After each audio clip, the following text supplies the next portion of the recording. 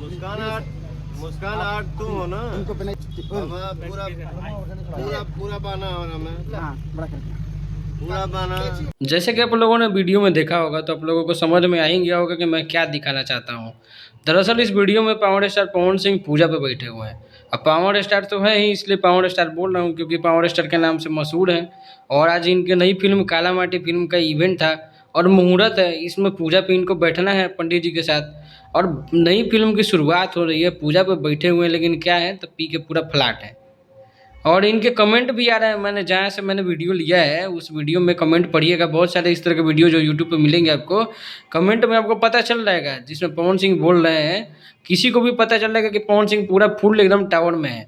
भले मेरी बातें किसी को बुरी लगे चाहे किसी को अच्छी लगे, लेकिन ये चीज़ें एकदम गलत है कि पूजा पे बैठ के आप इस तरह का बिहेवियर कर रहे हैं। दरअसल आप इनके फ़ैन हो सकते हैं, लेकिन फ़ैन होने का मतलब ये नहीं कि आँख मूंद करके मुझे ही गालियाँ देने लगिएगा। खैर कोई बात नहीं, लेकिन ये चीज़ें सही हैं या गलत हैं आप अपनी राय ज़रूर दीजिएगा, क्योंकि राय देने के लिए आप स्वतंत्र हैं।